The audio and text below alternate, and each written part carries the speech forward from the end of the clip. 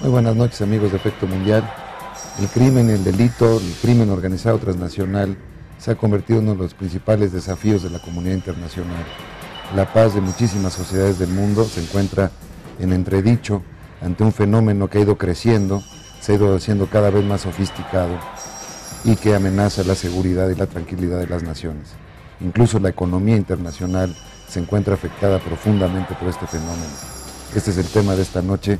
Espero que se queden con nosotros.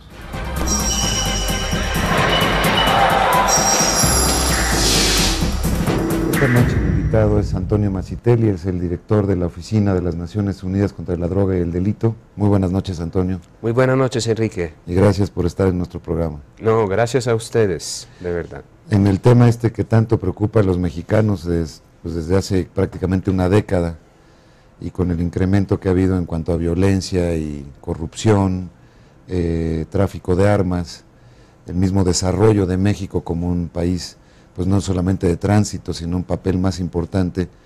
Entiendo que la Oficina de Naciones Unidas en México, dentro de las veintitantas que hay en el mundo, tiene un estatus especial. ¿Nos puedes explicar un poco? Sí,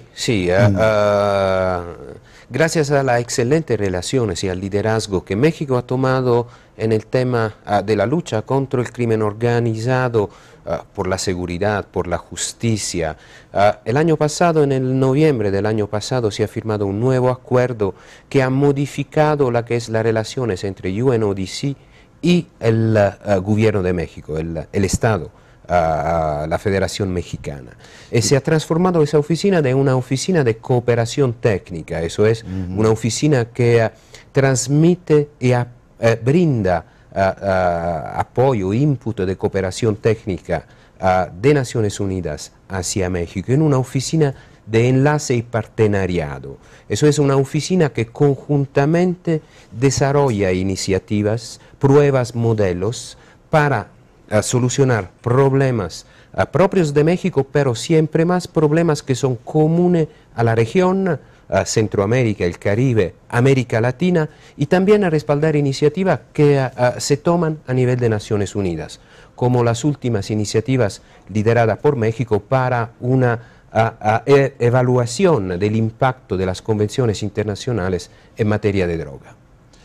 El cambio que estás planteando, que está planteando Naciones Unidas en su relación con México, es para desarrollar estrategias que después pueda comprender o asumir Naciones Unidas y aplicarlas, en su caso, en otras partes del mundo. ¿Es el caso? Desarrollar estrategias, lanzar iniciativas, probar modelos. UNODC en México, junto con INEGI, por ejemplo, ha establecido el Centro de Excelencia en estadísticas criminal e encuestas de victimización. México muy probablemente es a nivel mundial uno de los líderes en generación de estadísticas y metodología para medir lo que es el impacto del crimen y de la inseguridad en la población. Conjuntamente, el aporte de UNODC, el aporte metodológico y la capacidad técnica de INEGI están generando modelos, están generando productos que pueden servir a la comunidad internacional, a los otros países de la región, para medir internamente su situación en materia de justicia y de crimen. Quiere decir esto, en México, este debate que se ha dado de si durante el periodo del presidente Calderón hubo 60 o 70 mil muertos, ¿podemos estar más o menos seguros de que esas son las cifras correctas, de acuerdo a lo que ustedes han podido evaluar? Seguramente las cifras que son proporcionadas corresponden a la realidad. El papel de Naciones Unidas no es controlar que las cifras que son proporcionadas sean las cifras reales, sino asegurarse que haya una producción de cifras, que haya un desarrollo metodológico que permita esta medición. Cuando se habla de 60.000 muertos, 60.000 muertos es seguramente un número, eso es los muertos, pero ¿cuánto de estos están relacionados a crimen organizado? ¿Cuánto de eso están relacionados a criminalidad común? ¿Cuánto de estos podrían ser adscritos a una de estas dos factiespecies? Todavía es algo que tiene que ser desarrollado y que tiene que ser implementado a través de la aplicación de estos modelos, de esos sistemas de monitoreo directamente en el field, en el terreno. ¿Qué idea o universo tienen desde la Oficina de Naciones Unidas de la gente metida en el negocio del crimen organizado en México? ¿Hay algún dato aproximado? No, desafortunadamente no, esto tampoco, pero junto con INEGI justamente se ha desarrollado lo que es la que son las encuestas de victimización, que probablemente hoy en día son los instrumentos más completos para medir lo que la gente vive en materia de seguridad y justicia. INEGI cada 6 meses publica los datos sobre las encuestas de victimización, eso es lo que vive el ciudadano en términos de inseguridad, como también cada 6 meses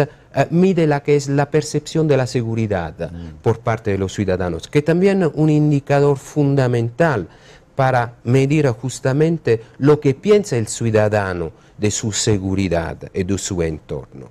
Y esto permite seguramente a quien tiene que tanto tomar decisiones de orden político, estratégico, como también a quien está tratando de monitorear la implementación de estrategias, de programas, de monitorear lo que es el desarrollo desde el punto de vista del ciudadano. Algo que, digo, por lo trágico y lo sangriento que suele ser este tipo de actividades, eso es lo que normalmente llama la atención más de la gente. Pero hay un ámbito que a mí me parece muy importante, el impacto económico, el impacto turístico, el impacto de imagen que tiene. Tú que tienes esta visión periscópica del mundo, ¿cómo estamos los mexicanos? ¿Es tan serio? Seguramente, bueno, la situación a México ha mejorado, y lo que es interesante notar es que las encuestas justamente... ¿Ha mejorado entre Calderón y Peña o antes? O... Las últimas encuestas de victimizaciones sobre percepción de seguridad ya indicaba un aumento de la que es la percepción de seguridad por parte de los ciudadanos. Eso quiere decir que México seguramente en esos últimos 6, 8 años ha vivido una crisis de seguridad. Los números de los muertos, los números de la violencia son claros. Pero al mismo tiempo México, pagando este alto precio, ha empezado el desarrollo de una serie de iniciativas que gradualmente están brindando a los ciudadanos una percepción de una mejor seguridad. Eso no quiere decir que el problema se haya solucionado. Pero la gente se siente más segura por alguna razón. La gente se siente más segura. ¿Con respecto a qué año, con más o menos? Eso en particular a los años más calientes, yo diría, desde 2009 hasta mitad del 2011. Después los indicadores han empezado a mejorar. Como también, y eso es también interesante, se ha empezado en determinados lugares a registrar una disminución de lo que son los muertos violentos. Los casos de Ciudad Juárez, de Tijuana, que hoy en día están exportando un modelo de respuesta a lo que son los problemas de inseguridad y justicia, también ofrecen buenos elementos para poder pensar que México y las instituciones mexicanas no solo tienen más conciencia, sino que han desarrollado instrumentos fundamentados también en la participación ciudadana que puede brindar respuestas que claramente necesitan sus tiempos para brindar la seguridad y la justicia que todos queremos. Muy bien, vamos a hacer una pequeña pausa, Antonio, si me permites, y regresando me gustaría mucho que viéramos si México es un fenómeno aislado, es un fenómeno general o generalizándose en el mundo. Esos son los temas que queremos platicar ahora. Regresamos.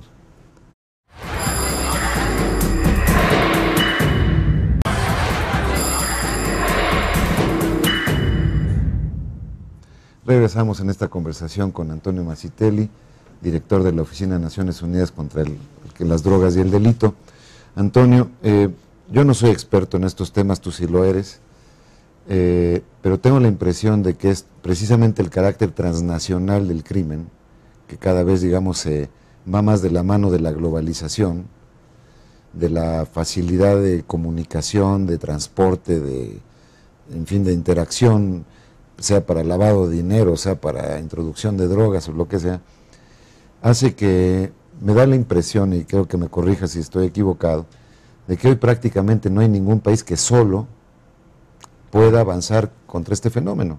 Absolutamente. Yo soy un convencido de que la cooperación internacional, sobre todo a nivel regional, tiene que ser muy intensa. De otra manera, ni Estados Unidos, por ejemplo, un país tan poderoso, tiene que tener su iniciativa Mérida, su plan Colombia, etcétera, porque ni ellos solos pueden contra el tema. Absolutamente. ¿Cuál es tu percepción y qué deberíamos de hacer? Es interesante mirar a lo que ha sido, por ejemplo, la respuesta de la comunidad internacional a los problemas que tú estás mencionando. Se empieza con las convenciones de fiscalización de drogas, convenciones que tienen más de 100 años de vida y que estaban dirigidas a regular los mercados de unos productos peligrosos, las drogas. En el 1988 la comunidad internacional se da cuenta que, por cierto, el producto estaba peligroso, pero aún más peligroso era el tráfico de drogas. En 1988 se abre a la firma la Convención contra el Tráfico Ilícito de Estupefacientes. Algo es el tráfico de un solo producto, otra es la actividad de los grupos criminales, como tú justamente estabas mencionando.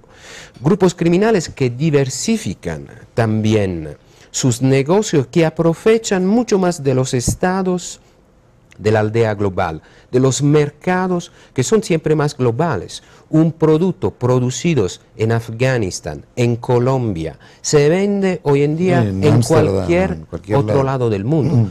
Lo mismo para productos que son producidos en Europa o en Asia y que son vendidos a Estados Unidos. ¿Tú observas que haya un camino, una estrategia global hacia coordinar cada vez más estos esfuerzos? Por ejemplo, es allá. Lavado de dinero. En el año 2000 se abre a la firma en Palermo la Convención contra el Crimen Transnacional Organizado.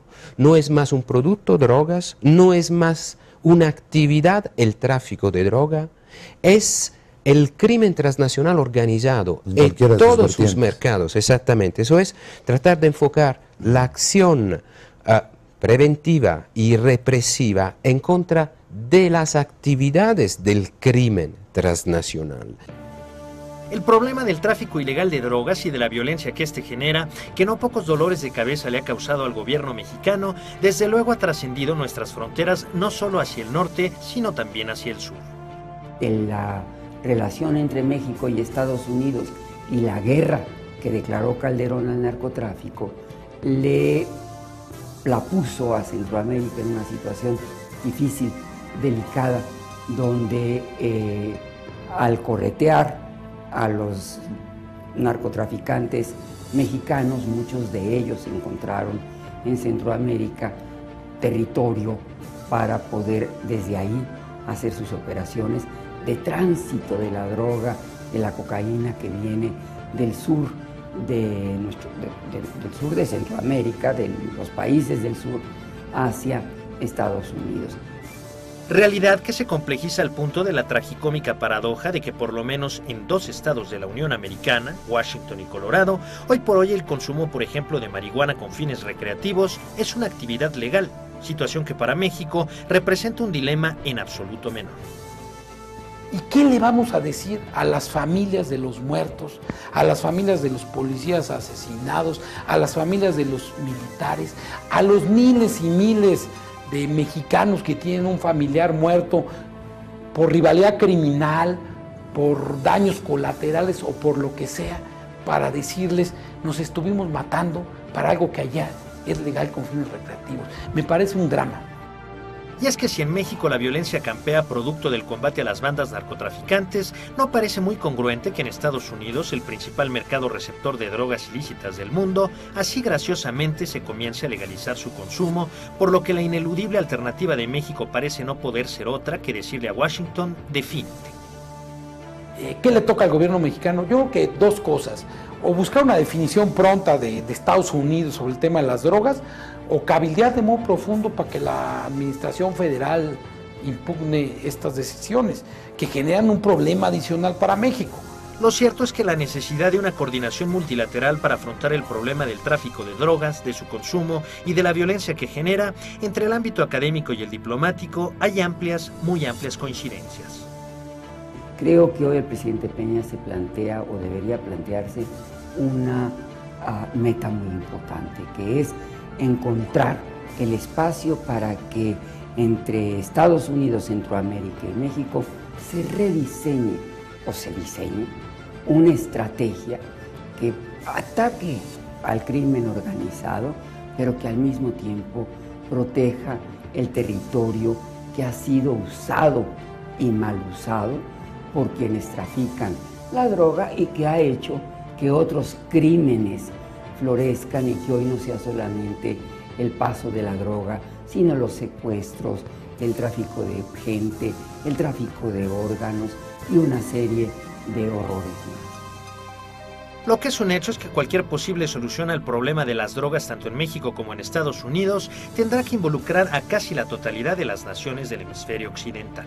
Esos son los problemas, desafortunadamente, que hoy en día a nivel internacional crean obstáculos para que los paraísos fiscales, por ejemplo, no existen más. Una de las pocas cosas en las que parece haber acuerdo internacional, aunque sea por encima, digamos, es en que el motor, la sangre del sistema de la corrupción y del crimen organizado es el dinero. Si no hubiera una utilidad, pues lógicamente se dedicarían a otra cosa.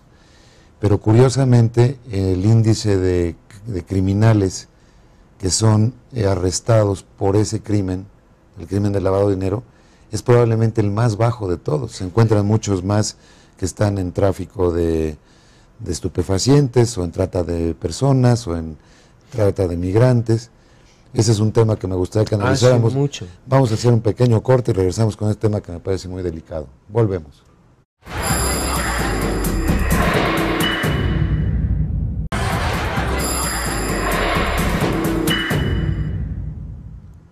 Regresamos en esta conversación con Antonio Masitelli, director de la Oficina de Naciones Unidas contra las Drogas y el Delito. Y me gustaría preguntarte, Antonio, un tema muy amplio que quizás es el que está en el corazón de todo esto es, se llevan muchas décadas con el modelo de prohibición y de alguna suerte todas estas convenciones internacionales a las que has hecho referencia buscan hacer más fuerte, más sólido ese sistema de prohibición. Pero por otro lado hay voces como la del presidente de Guatemala y otros, los tres expresidentes Cardoso, Zedillo y Gaviria, que han dicho, esto ya no funciona, el modelo es el que está mal. La lucha es interminable siempre y cuando continuemos creyendo que se va a poder prohibir el tráfico, el uso de sobre todo el uso de las drogas. Las convenciones internacionales no son convenciones prohibicionistas. Son convenciones hechas para fiscalizar, regulamentar lo que son los mercados lícitos de algunos productos, las drogas y las sustancias psicótropas. Esto no quiere decir que estas sustancias no sean consumidas. Al contrario, las convenciones internacionales prevén y en muchos casos incitan al consumo de algunas sustancias, pero bajo lo que es control medical. Eso quiere decir que las drogas hoy en día son producidas, son comercializadas y son también distribuidas, pero bajo control médico. Ahora, lo que no se puede permitir es el uso recreacional. Y esto es por evitar problemas de salud mucho mayor de los problemas que son generados por que serían generados por un consumo generalizado de estas sustancias. Antes de las convenciones surgen frente a una epidemia de abuso y de adicción, por ejemplo, del opio en los países asiáticos. Para evitar problemas de salud mayores, entonces se han fiscalizado. Esas son las convenciones. Si observamos al adicto como una persona que tiene una enfermedad, como puede ser el tabaquismo, puede ser cualquier otra cosa, bajo la óptica de la salud pública, ese adicto, si asiste o tiene cercanía con un médico, pudiera tener acceso a drogas en el proceso de recuperación. Absolutamente sí. No solo las convenciones internacionales prevén la facultad para cada Estado de regulamentar la distribución a fines medicales de las sustancias bajo control. De la misma manera, y eso a veces hay un discurso esquizofrénico. Los antibióticos hoy en día no se pueden comprar en México si no se tiene receta médica. Entonces queremos que la gente pueda comprar la cocaína sin receta médica, puedan comprar heroína. ¿Estarías de acuerdo en que pudiera comprar esa misma cocaína con receta médica? Claro que sí. Cada año la Junta de Fiscalización de Estupefacientes hace un llamado a los estados, a muchos estados, para que aumenten su consumo de morfina para el tratamiento de, sobre todo, de apenas enfermedades en situaciones extremas, porque no se consuma. El paciente no tiene acceso a estos medicamentos. A veces un extremo, digamos, un extremo comprensible de la parte médica. Tienes el otro lado que ya se ha estado dando, los estados de Washington y de Nevada en Estados Unidos, de Colorado, perdón, en Estados Unidos ya aprobaron el consumo de ciertas drogas para efectos de entretenimiento, de diversión, como dicen. ¿Esto qué tipo de mensaje o qué lectura está teniendo Naciones Unidas? Seguramente el gobierno de los Estados Unidos no solo es un miembro de las convenciones internacionales, sino que es uno de los miembros más activos hoy en día para el fortalecimiento de lo que es el sistema de control a nivel internacional. Entonces, esto es un problema interno que tiene hoy en día Estados Unidos y que seguramente tratará de solucionar adentro la que es la domestic jurisdiction, eso es la interdependencia entre la que son las prerrogativas federales y las prerrogativas estatales. Y finalmente, estamos terminando el programa, pero una pregunta amplia también.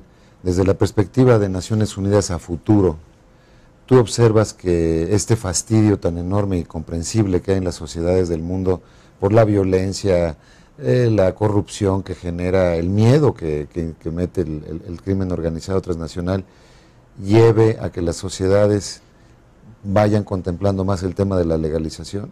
Yo no creo que legalizar sea una respuesta. En el mundo se vive una epidemia en materia de violencia contra la mujer. ¿Qué hacemos? ¿Legalizamos la violencia contra la mujer? No me parece que legalizar nunca es una solución. Lo que seguramente hay que hacer más, es que la seguridad y la justicia se vuelvan de verdad elementos fundamentales de lo que es el contrato entre el ciudadano y sus instituciones, y hacer de manera de verdad que los ciudadanos participen de manera activa en la que es la construcción de una seguridad democrática. ¿Qué te quiero decir? Las leyes no son hechas solamente para que sean respetadas de manera pasiva. Hay que hacer de manera que las leyes sean respetadas porque nos interesa. A mí, yo no quiero que el traficante de droga esté a la esquina de la escuela en donde van mis hijos, y haré de todo para que las instituciones tomen medidas. Y si es necesario, me movilizaré juntos con todos los otros, no tomando prerrogativas del Estado, sino organizando, recuperando el espacio público, haciendo de la prevención, como justamente México está tratando de hacer, algo que sea vivo, que no sean eslogan, que no sean campañas, sino que sea un compromiso social. Y México en ese sentido ha hecho muchísimos Eso te iba avances. yo a preguntar, ¿cómo ves ¿Cuál es tu evaluación a 3 meses de iniciado el gobierno del presidente Peña Nieto? ¿Hay cambios importantes, sustantivos? Yo creo que hay cambios importantes porque de una postura reactiva de la precedente administración,